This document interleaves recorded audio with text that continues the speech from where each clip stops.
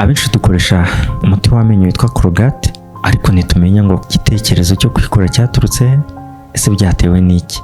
Ushobora guhita wibaza ngo ese ishene kwivugirwa ibintu by'Imana ibya Colgate biradufasha iki? Yego rwose ushobora kubyibaza ariko bifite aho bihuriye.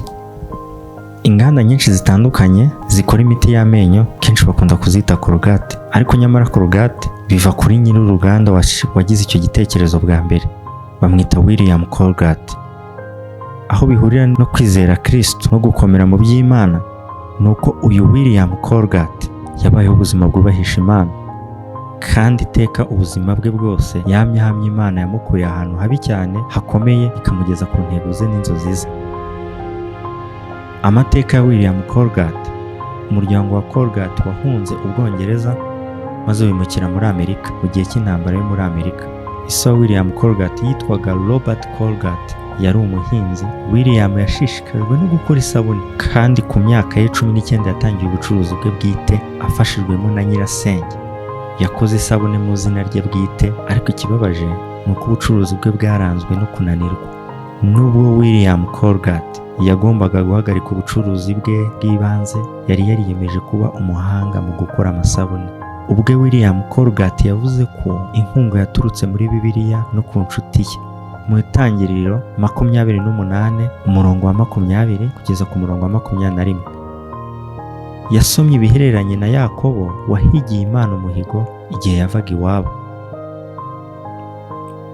Nuko Yakobo yasezeranye Uwiteka ati, niba uzabana nanjye ukandinda mu rugendo ndimo, ukampa ibyo kurya n'imyambaro, nkagaruka amahoro mu nzu ya data, uzaba Imana yanjye, kandi nzaguha 1/10 cy'ibyo uzampa byose. William Colgate nawe yarasenze.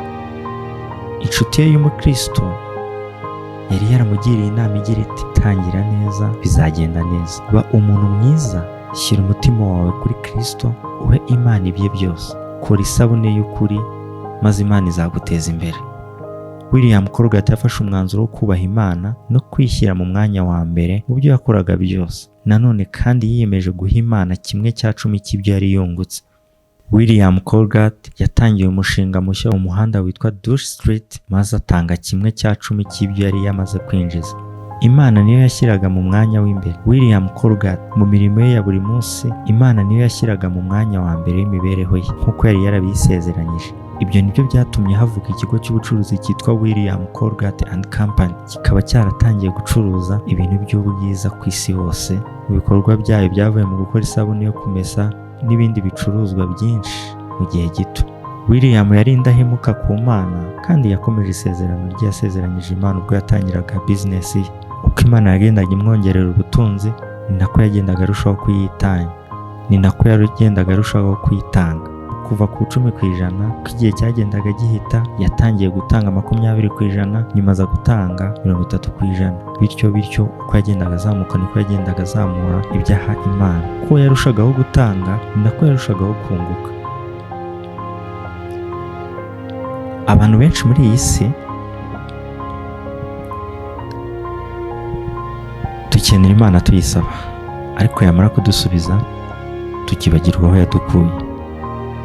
Uyu William Colgate ni umuntu wakoze ikintu gikomeye cyane ku isi, kuko nta muntu n'umwe udakoresha umuti w'amenyo. Byararenze ku buryo izina rye ryubatswe Colgate, n'uwazanye urundi ruganda rukora umuti w'amenyo byaragoranaga ko ryafata hadashize izina ryitwa Colgate.